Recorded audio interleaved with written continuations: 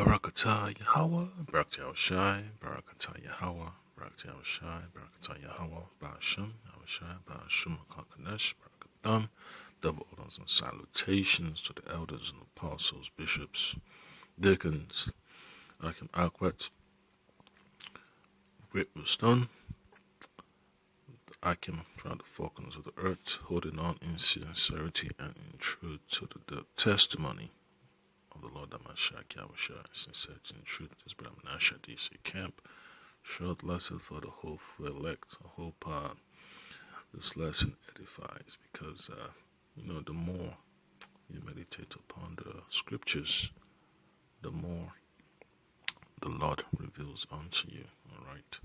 And it's just so much knowledge, wisdom, and understanding that you could get when the Lord gives you the opportunity to partake of this ministry. All right. So you just got to pray that every opportunity you get, you use it for the benefit of the ministry, all right, for the church. So this is the parable of the 10 virgins, all right, the 5 that were wise and the 5 that were foolish, okay. Then it talks about in verse 1 that the kingdom of heaven, all right, the kingdom of Israel is likened unto 10 virgins who took their lamps and went forth to meet the bridegroom. All right.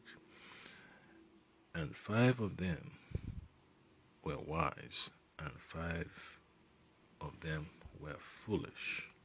All right. And then it says what? In verse 2, we had those that were equipped with wisdom and those that held on to folly. All right. So that's a clear distinction right there. Then it says what? They that were foolish took their lamps and took no oil with them. Okay. But the wise took oil in their vessels with their lamps, so they were prepared. So it's always good to have reserves. Okay. You have to load up, all right, on your resources for you to complete the journey. All right. So just like when you know you're in a tight situation, you always have to have reserves ready. You're much more prudent with your resources. All right. You know how much you need, and then you always have extra just in case. Okay. So that's the reason why this ministry is very, very important. For ICAM to grow. You just don't stick with, the names of the Lord, but you also have to know how to apply the wisdom that the Lord has given unto you. Okay, so I'll read from the book of Ecclesiastes, chapter. Let's see. Use 2 different devices. All right, 2 different phones. So the book of Ecclesiastes, chapter 9, verse 8 says, "Let thy garments always be white, and let thy head lack no ointment." Okay, that's something you should always consider. You always have to have your supply on deck. All right, you should never be running low on supplies, especially the scriptures, man. When you have a shortage, you load up. You never let your supplies go beyond a certain level. Okay, so that's what it means to be able to keep yourself sustainable. You have to constantly study and meditate upon the scriptures. Even the apps help you, to keep yourself on your P's and Q's. You hear, you see that pop up. Did you forget to read? No, you were just using a different app. But that still helps. It's a constant reminder. Yeah, so it says that in verse 4, the wise took oils in their vessels with their lamps. All right, so you just don't have a lamp, you just light up the wick, but don't have no oil in it, so that's a false sense of presentation. Okay, so you can imagine you just have a lamp, you set the wick on fire. It gives light, but there is no oil in the there is no oil in the vessel. So you have to have oil in there, So anytime, you go out to do the work, you need to have some wisdom, knowledge, and understanding to teach the gospel. You just don't regurgitate what you have heard from others, All right? So you have to be able to defend the gospel. If you cannot defend the gospel, it means that you never had the oil in the first place. So you need to go get the oil. Okay, you need to go brushing up on the basics, on the milk, all right, on the sincere milk of the scriptures. You should be able to defend the names of the Lord Amashak Shaiba Shemakakadash. You should be able to prove certain points in the scriptures. That's how you get your start. You have to cut your teeth, in this ministry, in this business of defending the gospel. Okay, so you always know who has the oil and who doesn't have the oil when the test comes around. Okay, so and then it says in verse 5, while the bridegroom tarried, they all slumbered and slept. All right. So in other words, inactivity. What does that inactivity talk about? The falling away of our people. There's a time when you really get a chance to preach this gospel. We're in captivity. We didn't have a serious opportunity to post up on the highways and byways. Our people was in a dormant state of mind. All right.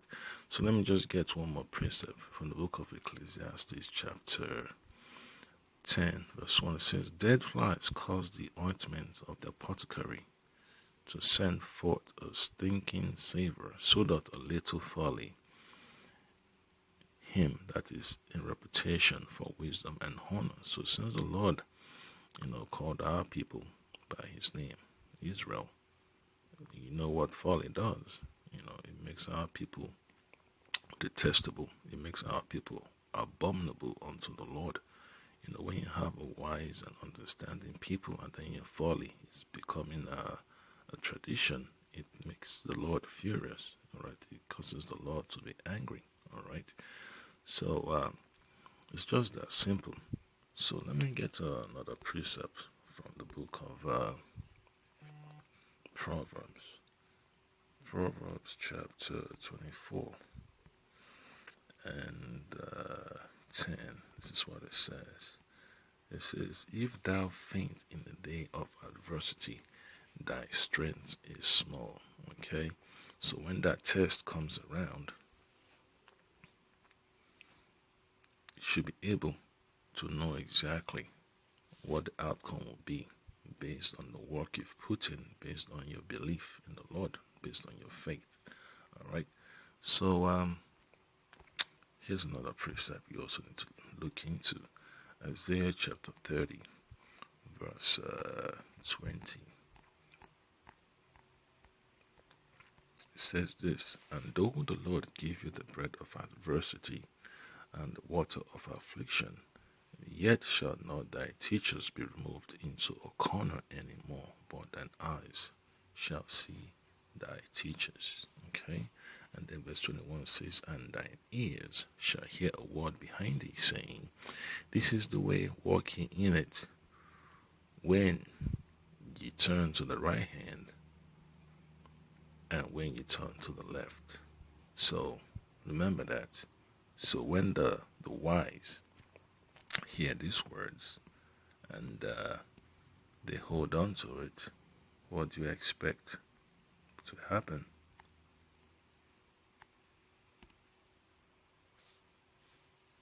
They are approved by the Lord for salvation.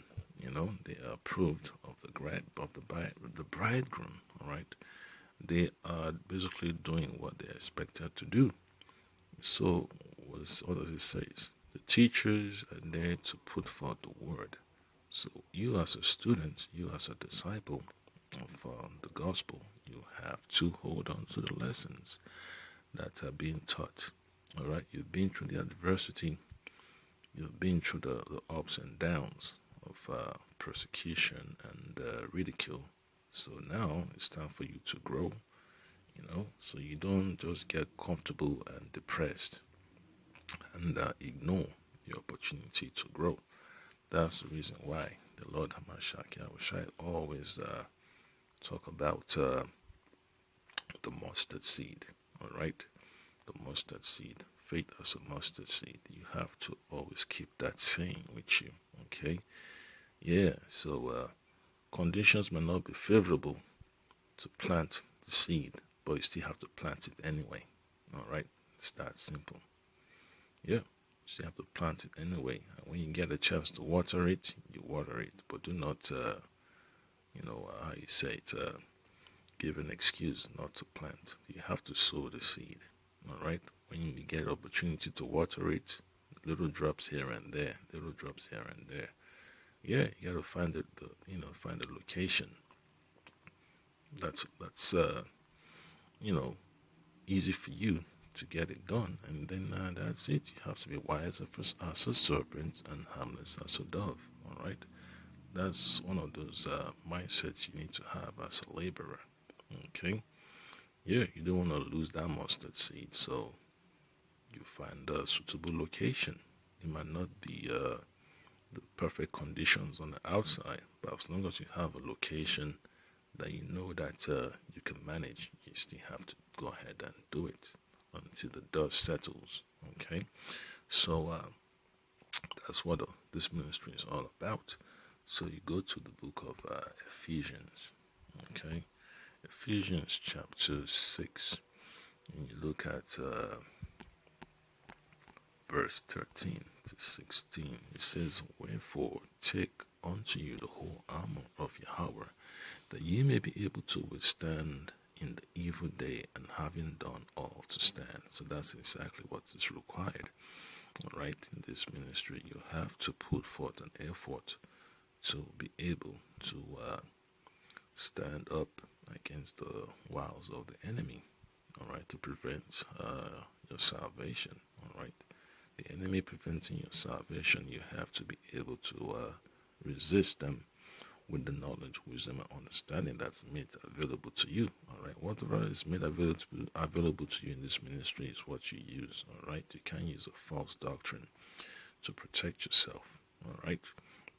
Then verse 14 says, "Stand therefore, having your loins girded about you with truth, and having on the breastplate of righteousness." So truth and righteousness, you have to hold on to those two.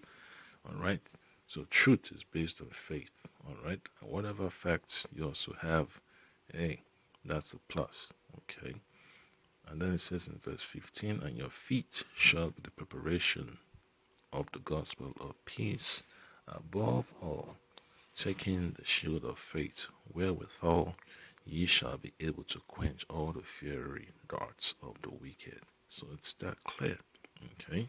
So how are the foolish virgins going to be able to withstand the fiery darts of the wicked when they are not prepared? Yeah, so you just lost a valuable chunk of people that made the victory quicker and easier over the enemy. All right. So what do you expect? Yeah. So you can't have a weak, a weak rank in the military, a weak arm in the battle. All right. So they're going to cause confusion and chaos. That's why the Lord had to make that separation. Okay. It becomes a drawdown on focus. Yeah. You cannot approach the enemy with a single mind, with a focused mind when you have weakness within the ranks. So that's the reason why, that distinction was made between the wise and the foolish. Okay, so you look at the book of Isaiah, chapter 35, and from 3 to 4, it says, "What? Strengthen ye the weak hands, and confirm the feeble knees. Say to them that are of a fearful heart, Be strong, fear not. Behold, your power, Yabashimashai, Bashim Kokadash, will come with vengeance. Even Elohim will come, or will, even Elohim with a recompense, alright? He will come and save you, alright? That's the job of the bridegroom.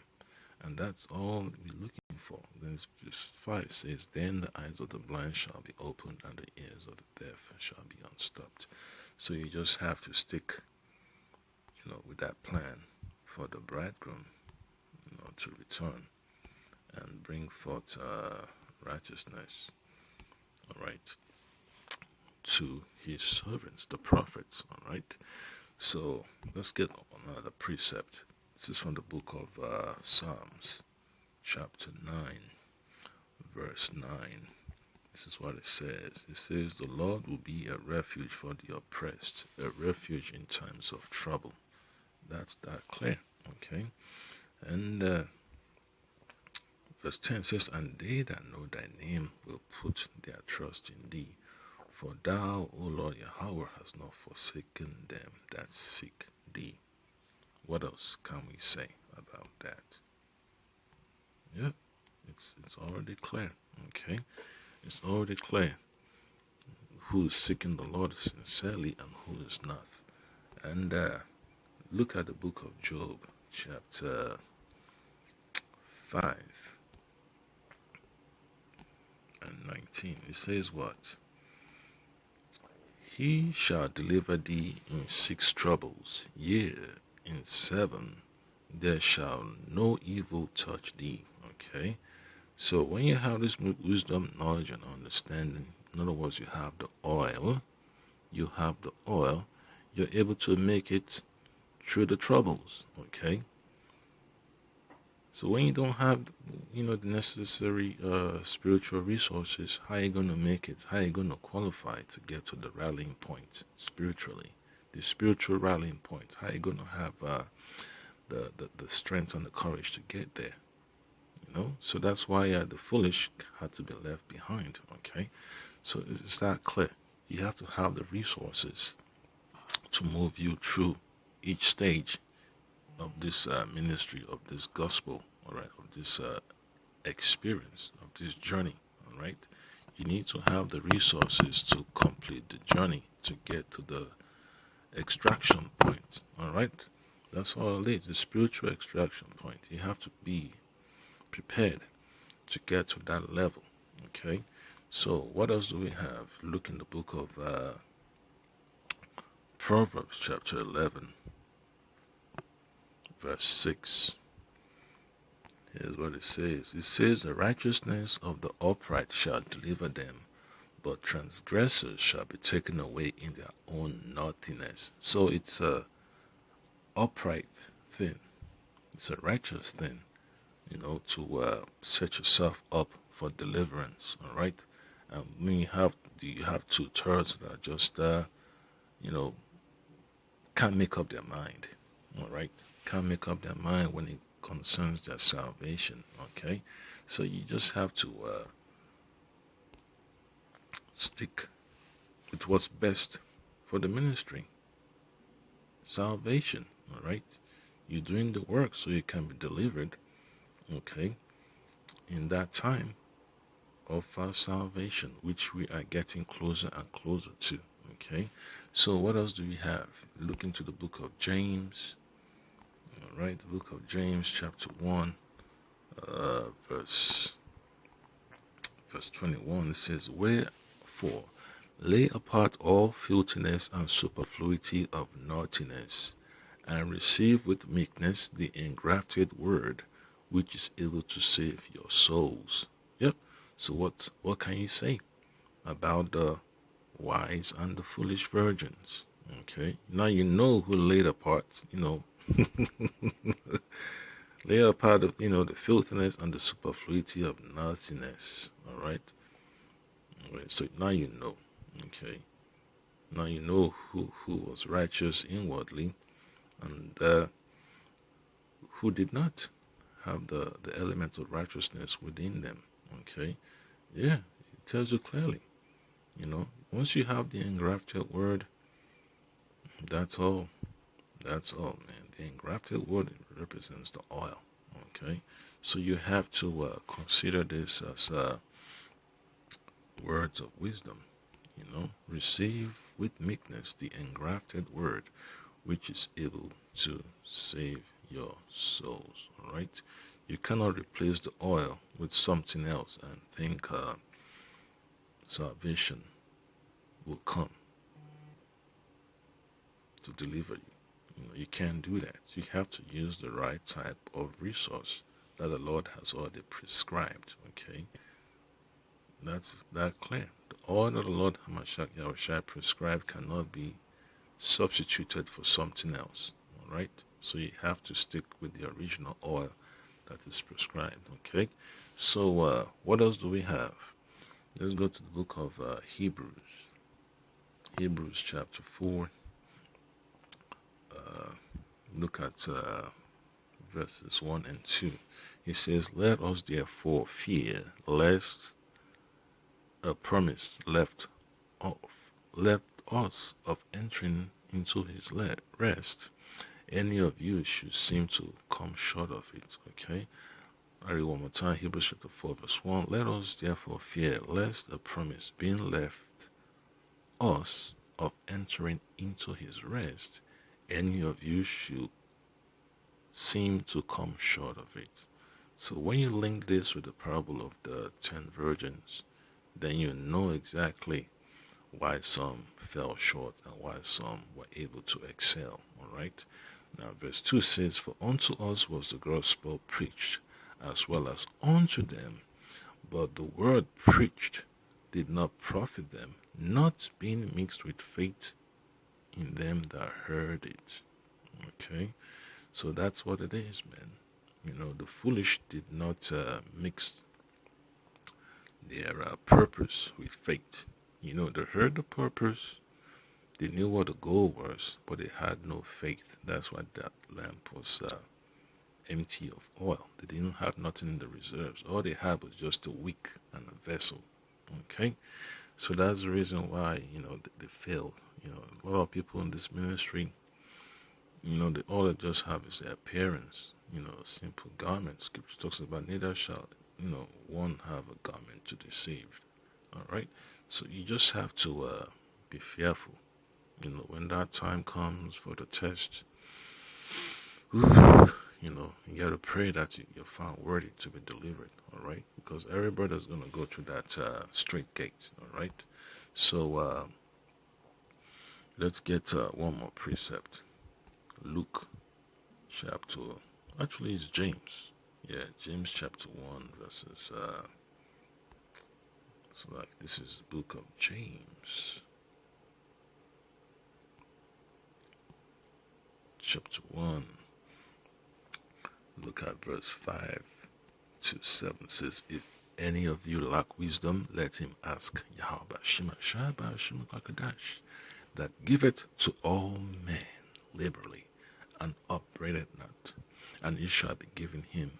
But let him ask in faith, nothing wavering.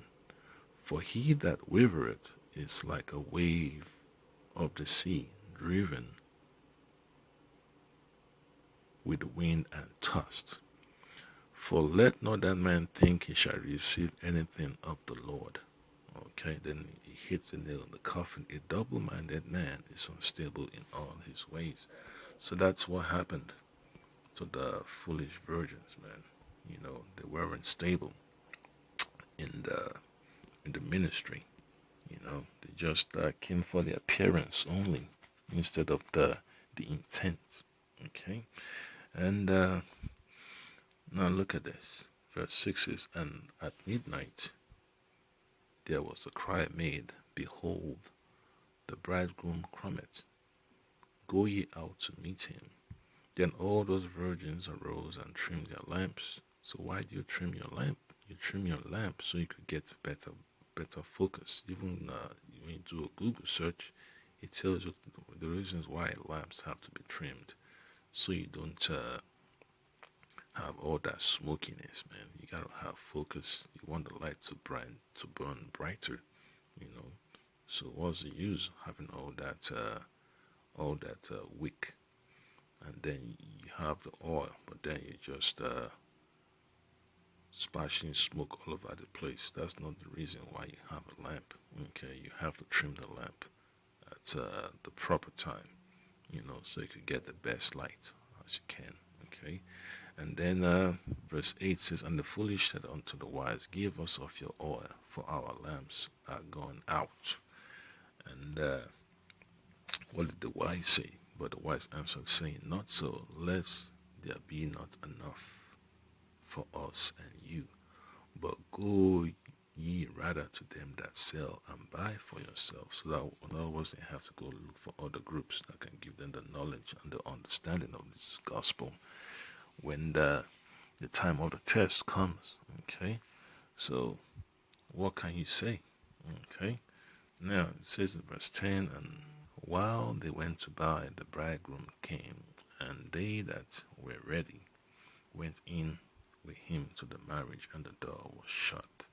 Yeah, so when the Lord seals up these elect, that's it. That means the door was shut.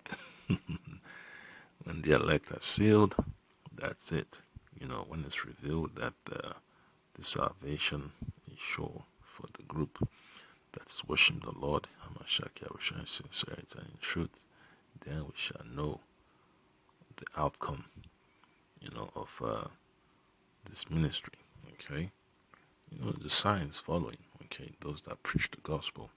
So what else does it say? And afterward came also the other virgins, saying, Lord, Lord, open unto us. But he answered and said, Very verily, I say unto you, I know you enough. Yeah, watch ye therefore, for you know neither the day nor the hour wherein the Son of Man cometh. Is that clear? Okay, is that clear? So add one more precept to that. It's from the book of 2 Thessalonians chapter 2. And then look at verse 3. Let's see. 2 Thessalonians chapter 2 and 3 says, Let no man deceive you by any means, for that day shall not come, except there come a falling away first, and that man obscene be revealed, the son of perdition. Alright? So always remember, man, every word that is written in the scriptures, you have to take it seriously. And that when the foolish virgins did not adhere to the brevity, all right, the seriousness of this ministry, they became cast away. All right, so it's very, very necessary that our people do not ignore the warnings of the Lord. It says our people is going to fall away. They're going to be cast into captivity. They're going to lose the knowledge of themselves, and when they arise, they have to put on the whole armor, so that they can withstand the son of perdition. Okay, so that's the point that I can, there's so much more with this gospel, all right, this ministry of the 10 virgins. All right, we have to accept that you need to have the oil in your lamp at all times. Your light has to burn. In fact, let me get that precept, man. It's in Proverbs chapter 4, verse 18. Alright, what does it say? It says, But the path of the just is as a shining light. The light that's coming from what? From the lamp, okay? That shineth more and more unto the perfect day. So when you trim your lamps and you have all in it, the lamp, alright, the wick burns better, okay? But the path of the just, alright, Proverbs chapter 4, verse 18, but the path of the just is as a shining light that shineth more and more unto the perfect day. So when you trim your lamp and you have the oil in it, the brightness is intense, okay, and it lasts longer. because you have the supply to keep that focus going. But the foolish don't have that. All they just have is just a flash in the pan. The wick is burning, but there is no oil. There is no oil. You know what? That's a sad way to be. Just Israelite in appearance only. That's not good. Okay. Yeah. So our people have to learn to shed off that careless mindset. You can't just be an Israelite in name only. You know, in identity only, but you have to be an Israelite according to the Spirit of the Lord, the Mashiach Yahushai. Both as the Lord has claimed, you have to. Just don't be in words only, but also in deeds. So that's the point there, Akim Baratiza. You've been edified, and hey, you can always build on this lesson, and hey, keep the spirit strong. Shalom.